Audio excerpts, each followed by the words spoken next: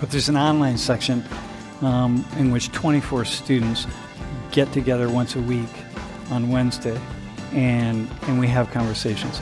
And so we decided, hey, for this summer session, the last day, we're going to make it a live Q&A for the students who met online, and most of whom have never met me, Maya here being one of them. And then I'll just answer questions. How did you reach out to so many people around the world in order to learn about their culture? I remember on my very first day there, I walked up the subway steps in the Puerta del Sol, right in the center heart of Madrid, and I did one of these, like, oh my God. And in that moment, I knew that this was going to be my life. Like, I was going to be just going around the world, learning about other people. And then I just did that. I just made decisions to do that. So I just learned about other places through people and through curiosity. Like, I don't take vacations. In fact, in April, I went to Egypt, and my wife and I realized that was the first vacation that we've taken, trip that we've taken that did not have some kind of work or study or something involved in like 25 years. So I just go, I just meet people and learn from people. And in this classroom, like maybe like 25% of the people in this classroom are international students. And so for me, when I meet someone, maybe who's like from Bangladesh or who I don't know, Sierra Leone or wherever, I already probably know something a little bit about it, but I'm always kind of trying to talk to people and learn more and get more and so on. So that's how it is. And so reaching out to people around the world is part me reaching out and part them reaching out to me. But Rafi, who I just spoke with a couple minutes ago, he's a guy I reached out to, and we just happened to, we connected. I needed a partner from Afghanistan, and I found him online, and then he responded back, and then before I knew it, within a few months, he and I were sitting in a hotel room in Dubai writing a grant proposal, so stuff like that. I like other people. And I learned early on that the world's actually a really safe place. It's really safe. So you can go anywhere, most anywhere. Yeah, that's how it is. So it's been 40 years of stuff. Greetings from the Middle East. I know you have traveled to many countries. From a social perspective, what country in the Middle East do you find interesting, and what exactly about that place makes you say, okay? The first Gulf country that I went to was Qatar. It just had a profound impact on me, to be there. But my time in Iraq, probably, with my friend Bassem, the time in Iraq was probably the most profound. The way the Iraqis related to me and treated my wife and I and treated us, and the graciousness of Iraqis after all they've been through and all that we've been part of doing to them. Same with Afghanistan, that we've been so much a part of that. The way the graciousness by which Iraqis welcomed us and were thankful that we were there was really pretty profound. Yeah, that had a kind of an impact on me that I don't think I can really explain, really understand. Do you ever regret something you said in class after the fact? For example, you go home and think, man, I feel like what I said is going to be misinterpreted, or I wish I conveyed my message better. Usually if it's something that's used against me, it's something that I didn't realize it was going to get used against me. Like, you know what I mean? Like it's oftentimes somebody will take a segment out. Mostly I'm pretty cautious. First off, my intent is always really positive. Like, I have no intent to disparage anyone. I don't see to make fun of things or attack people. I mean, I don't think I do that. So therefore, I don't have any reason to look back and say, oh, God, you're such an idiot, or you were mean, or you were whatever. You did, Mostly I don't do that. I don't have that. But it may, there once in a while there are a couple things where I just said, I wish I would have said it a little bit differently after someone responded.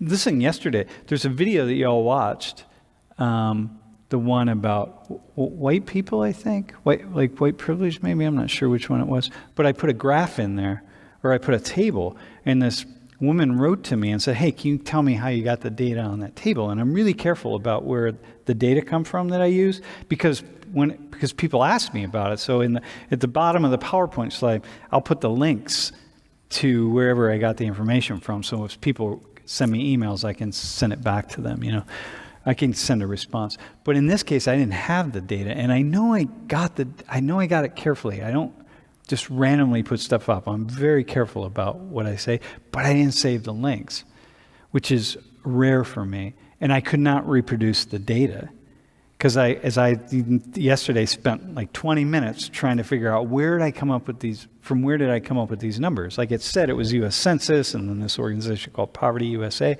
and I could not come up with those numbers that I used. And then I know that I wasn't being dishonest because I'm really trying to be as honest as possible. But so I had to write back and say, hey man, I don't know, but I won't use the numbers again. So there are things like that happen.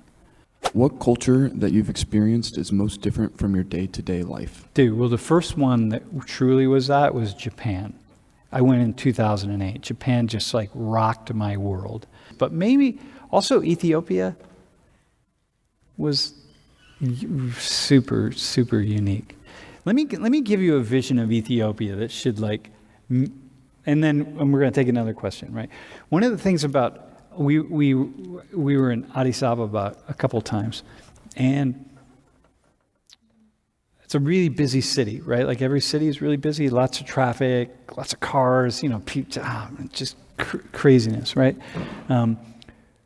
But Addis Ababa was really quiet.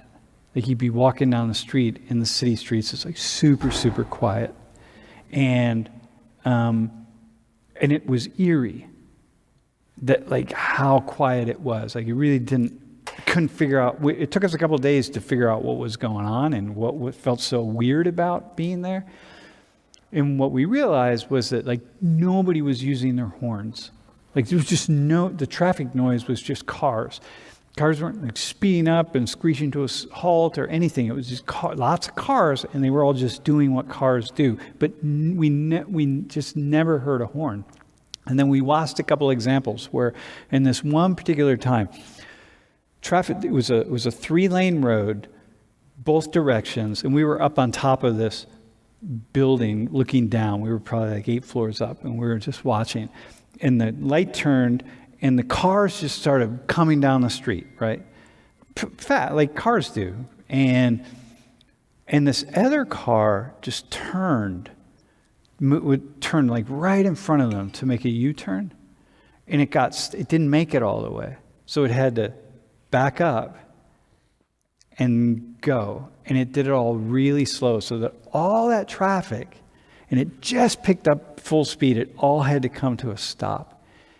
And this whole thing lasted probably 40 seconds, and not a single person honked their horn.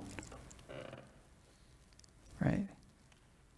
Like, can you imagine how weird that would be?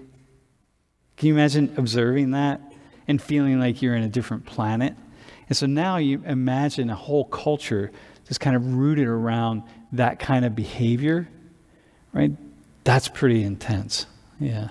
That was really intense. So it was the time was in some ways just magical for us because we knew that we were in a different time, space, cultural reality. What are some of the most surprising or counterintuitive findings from sociological research that you have come across in your career? Yeah, okay, so one is the foundation of sociology, which is that the world, that our behavior is shaped by factors and forces that we don't see. And And what that means is like all aspects of my behavior, of my thinking, of my actions is shaped by things that I really can't understand and don't understand. But I have to assume that everything is. So the classic study in sociology is one of suicide. That even, and so the author, the sociologist, Emil Durkheim, this was in the 19th century, showed how suicide is actually also, in addition to being a psychological act, is a sociological phenomenon, because suicide rates change according to sociological phenomena and demographics, meaning that, suicide should be this is actually really cool, by the way. If you really pay attention, you'll get this. This is a really, really cool idea. This was the idea that really opened me to sociology. Suicide, so I'm talking about suicide, right? Got it, everybody? If this hits home, you need to have a conversation with someone. Including me, it could be, but the point is, this is, first-year college students are at really high risk for suicidal ideation and thinking. But suicide is a personal act. Nobody can talk anybody into taking their own life, right? I mean, it's totally personal. Am I right on that? It's anybody, right? We can all agree on that? You can't just be it. Every individual decides, and they often decide on their own, isolation and independent of other people. But what we see are these suicide rates that are steady over time. And we see suicide rates that rise and fall, are higher or lower based on demographic characteristics, like if you're married, or depending on your ethnicity or your race or your religion, whether you go to church or don't go to church, men, women, age, all sorts of things. And what that means is it's being impacted by one's sociological station in life. And if it's being impacted by your sociological station, like the fact that I'm a male, I'm more likely to commit suicide than if I were, as a man, than if I were a woman. It's well, how is that? Or if I go to church or don't go to church or whatever. So the idea being that my sociological reality impacts my deeply profound psychological reality, but nobody thinks that when you're thinking about whether you're going to commit suicide. You're wait a minute, maybe I'm not. I have a higher risk because I'm in these categories, and so maybe I should think about that. Those risks, those sociological factors are pushing someone to behave in some psychological way. So that's from the chat, right? So that is, for me, was the thing that awakened me to the world of sociology. And I said, okay, this is really cool. Sam, your views and analysis about other religions have always been friendly. Do you act in such a way that people feel that you belong to the same religion? What is your own feeling? Yeah, because I am. Well, first off, because I'm basically an atheist, right? Well, hang on, I'm not an atheist. I don't have a religion, meaning I don't have a way of seeing, I don't have a framework for seeing God, the Creator, the Almighty, whatever it is, whatever that reality is in some way. And so because I don't have a framework, and because I'm a sociologist, I can see that life, that any framework, any religious framework can be a doorway to the divine. So it doesn't matter whether I want to read the Tao or the Bhagavad Gita or the Quran or the Torah or the Old Testament, whatever, or the New Testament, anything. It doesn't really matter, that I can get to the God, meaning, an understanding of what this is all about through any of these portals. So it doesn't really matter which one I go through. And because I don't believe in any one of them, and my belief in the God is so different, so vastly different. I just don't have a sense of an anthropomorphized God. Where she wants me to think a certain way, and she wants me to act a certain way, and he loves me, and whatever it is, the he, she thing about God, that's anthropomorphized. And it's making God into giving God human characteristics, which is what we do because we're limited as beings. We can't conceptualize an almighty reality that is just everything and everywhere all at once. You can't conceptualize that. So we can only imagine that person as a being much like ourselves. And because we are And so we humanize that being because we just can't take our minds there. And there's like an infantile or a childlike way that we have to see God as like a father or a mother or something beyond us that created us and brought us into the world. And so that's like our parents. We have no other way. We live our lives as infants and we grow up in that form with this relationship with our parents. And so we see God in the same way. Therefore, the long answer to the question is, so I can go into any temple or mosque or anything and just be like, oh, this is awesome. Like, wait, what do you guys believe? Like, now I have a sense of what most people believe about different things, but I can go in and just be there. I can sit and meditate. Do you know the first time I was in the Blue Mosque? I was in Turkey. I was in Istanbul.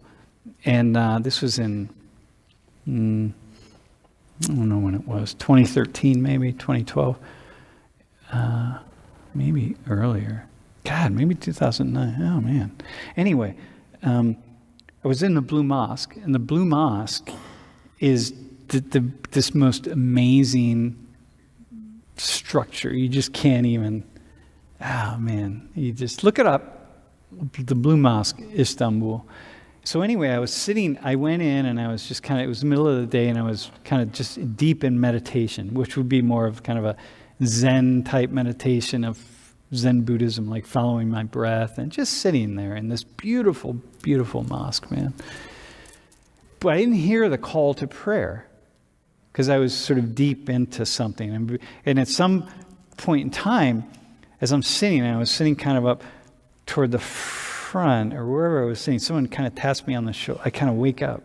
I kind of come out of it. And I realize that people are lining up to pray. And so in Islam, the men line up together and the women line up together, but you're lining up and you have your space to pray. And then I kind of sat and I just thought like, oh man, do I get up and leave? Like, what do I do? And somebody motions me over as I'm kind of sitting back here, let's say, and this guy motions me over. So I get up and I come over and I line up and a couple guys come in next to me and I'm like, okay, here we go. Like, I'm gonna, and thankfully I knew enough about prayer for Muslims that I kind of had a sense of what was happening, but I just very carefully just followed everything that everyone was doing, and I did all the prayers, going down and my like here, and I followed exactly how they do it because different people do it in different ways. And, like down and here and then down and then I'm looking out of the corner of my eye to be like, all right, man, when's this guy getting up? Because they're all following everything. And then I got to the end, and eventually I had a feel for it, and it was I just felt really calm and really centered, and then we were done, and I thought that's pretty cool. That was really cool. And then 2 days later, I converted to Islam. Without real accidentally, but it was right after that. Someone walked me through and I didn't realize I was becoming a Muslim, and then I became a Muslim, and then here I am. Like if you're Christian, you know how you can become a Christian? If you take the Lord Jesus as your personal Savior, and you do like the altar call thing. Has anyone ever done that?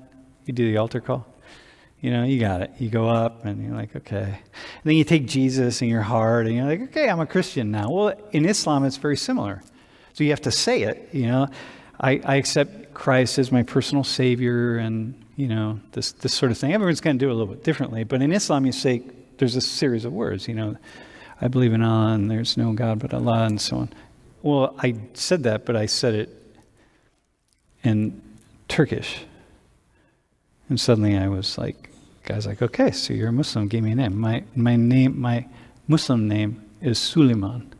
So what is your opinion on the soft secession that we see in the U.S., where there is becoming a greater divide in values between red states and blue states? Oh man, it really worries me tremendously. And I don't think people think this is some kind of a game, and it's not a game. Civil war, nations and cultures and they spiral into civil war, and it's like, the momentum is enough that you can't stop it, and you don't realize you've been picking up that momentum in the same way. Like, for example, you have a car that you drive a lot, and then one day you just, for whatever reason, you have a lot of stuff in the trunk of the car, and maybe like 6 passengers in the car, and it's so much heavier, and you try to stop it the very first time, and you don't realize that you have maybe like 2,000 extra pounds in the car, and there's so much momentum that you're just like, whoa, man, wasn't anticipating that. That's how civil wars start. And people, I don't know what they're thinking. They're just talking like they're talking on social media about, we might just have to fight this out. I'm like, dudes, as someone who studies civil wars, like, that's not what you want to do. That's really dumb. So yes, I'm very afraid, actually. Sam, what was your idea about Afghanistan and the Afghan people culture before meeting your current colleagues? Did getting to know the Afghan team change your view or not? Well, I had known people from Afghanistan. In fact, when I was young, one of my very first experiences of really being connected to other cultures was when I was probably about 12, and my cousins came back from serving in the Peace Corps in Afghanistan, and I remember them showing these slides of their 2 years there, because my one cousin had a camera and was like, whoa, man, cooking food. I was blown away by how awesome it seemed. So I only had positive thoughts. Secondly, I know that no matter what, I've been in enough situations around the world that I know that when I am engaged with human beings, they're going to be mostly just like me. The vast majority of people in every culture are going to be friendly. They're going to be interested in me or other people. They're going to give me what I need. They're going to help me if I need help. I mean, this kind of thing. So I knew that was true with Afghans for sure. And I knew that in spite of all the struggles that people in Afghanistan have gone through, that they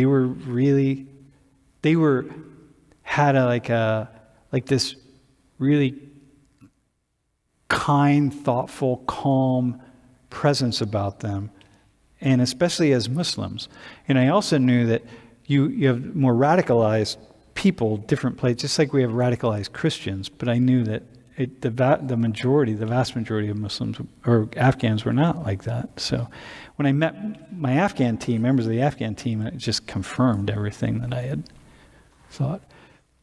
Like Mr. Rashidi is, Rafi, Mr. Rashidi, Mr. Rashidi, I call him the kindest human being I've ever met.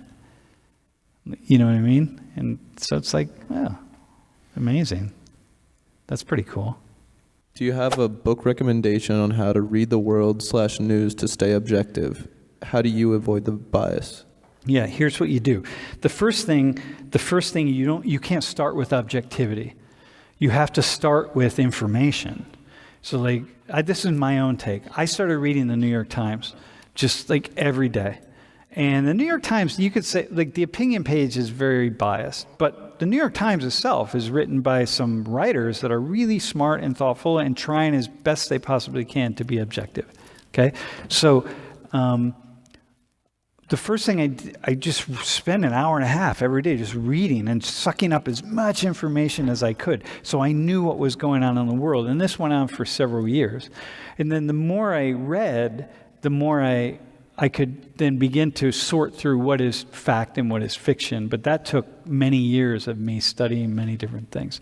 I had a conversation with a guy from the CIA who taught me a little bit about how to read the news. Actually, right in this building, we had we invited these former CIA agents here for a conference back in almost like 25 years ago.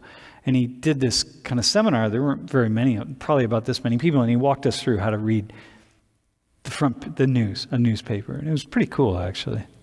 Yeah. Like you never read the information that's really important is like the second to the last paragraph in a really long story. Like right now, a story about China and Taiwan or whatever. Go down and get to like second to the last paragraph. That's where it is. How do you keep yourself interested in a particular topic and avoid being saturated? For example, there's only so much you can read about the same gun violence, abortion, right to choose, etc. over and over. Yeah, that's why I don't stay focused on it. I just get enough that I kind of have a sense of what's happening, and then I'm always kind of peeking in, right? So I'm a generalist. So like my job is to know a little bit about as many things as I possibly can and not be a specialist on any one thing. So when I have what I think is like, okay, I think I have a nice way to think about guns in the United States, let's say, right? I think it's fairly thoughtful. I think I've really gotten some information from lots of different people. Okay, that's good. Then all I have to do is keep looking for something new, some new idea that's like, this is something I never heard before. Like, whoa, mind-blowing, right? Or just have the most recent data. And so that's how I do it. I just keep changing topics all the time. Rick Roller Rick said, Roller? what are your thoughts on social media companies censoring right now? How degrading is this to our society, if at all? Well, here's the problem, man. Sociologically speaking, social psychologically speaking, this is a very controversial statement, and I mean it with the greatest amount of thoughtfulness as I can possibly give it.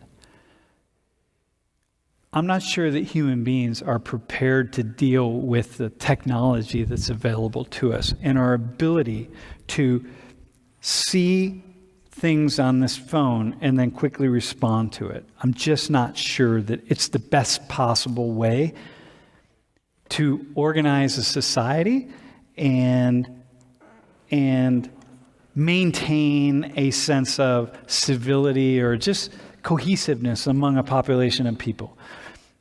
And so therefore, when I think about social media, I think like, well, we really weren't ready for that.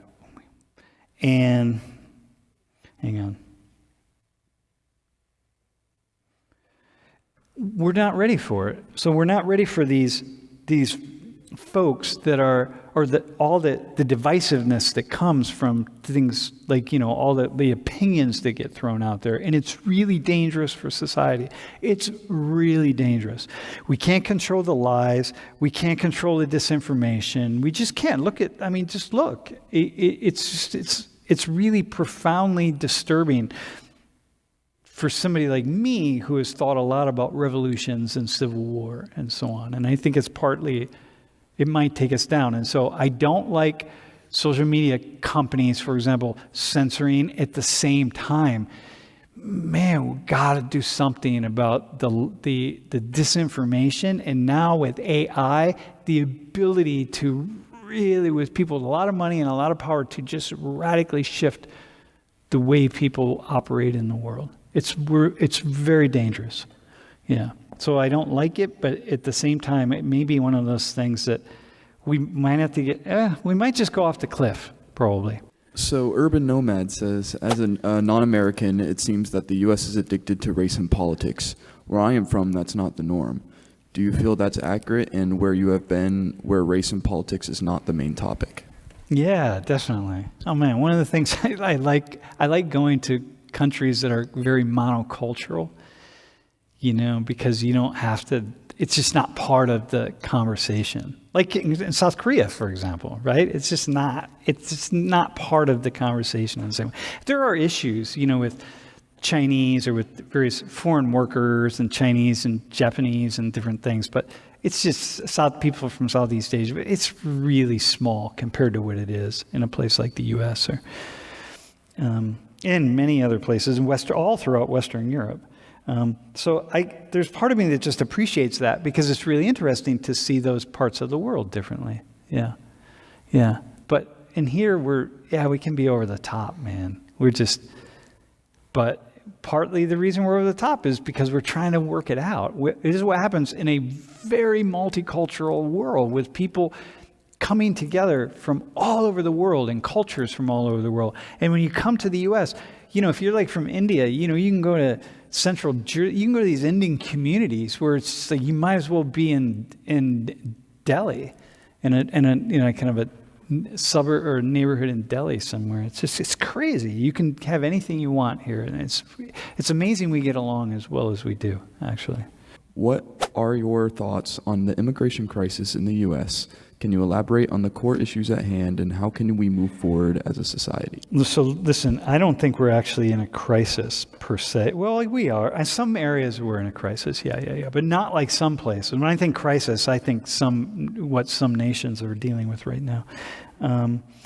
It's a problem because so much of what we're seeing with what's inspiring, the push factors that are inspiring or generating high immigration rates have a lot to do with climate and the global economy, but certainly climate and climate collapse and climate changes that are happening and are pushing people out of their homes. And like when people are hungry enough, they're going to go somewhere else. They're going to go. Like if you had zero opportunity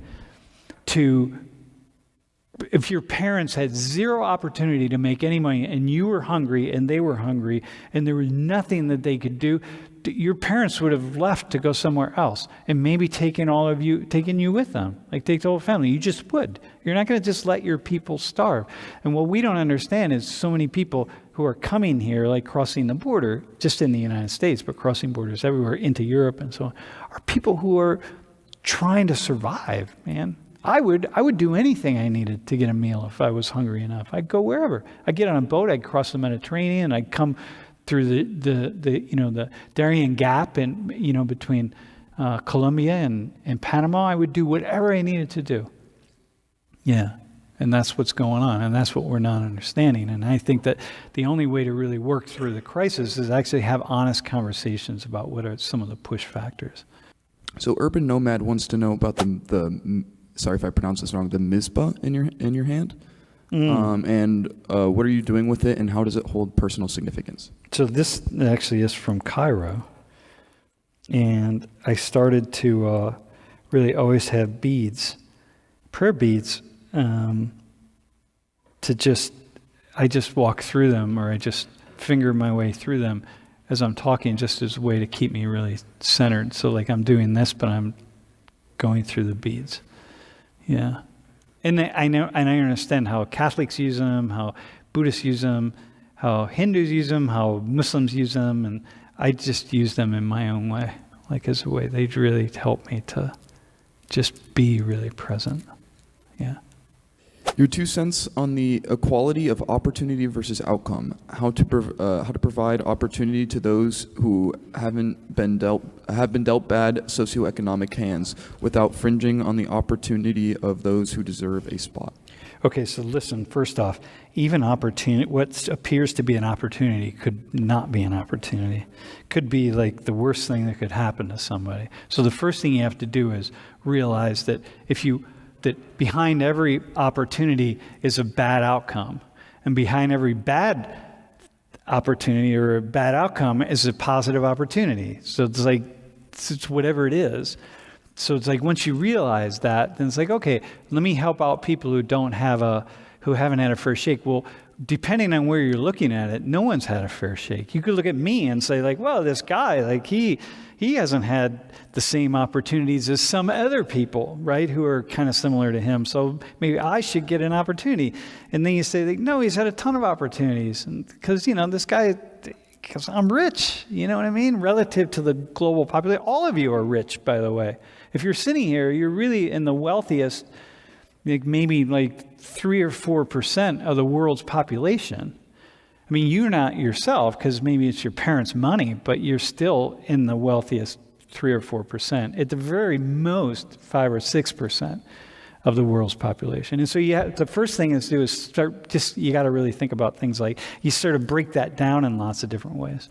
And that's pretty cool, yeah. Can you give us your thoughts on AI and how it'll affect the way we live? Listen, man, AI, I'm not like a profound AI person. I know like a couple couple months ago, people were like losing their cookies over over AI, but it is going to profoundly reshape life in ways that I can't even begin to predict what that means. Do you think it'll be good or bad? Both. Definitely both. Yeah. Good and bad. Everything's good and bad. Yeah. But good and bad, like I don't even know what good and bad is. Even bad is relative. Bad is sometimes good. Good is sometimes bad. It's, I don't know. It's really, that's what makes life really fascinating.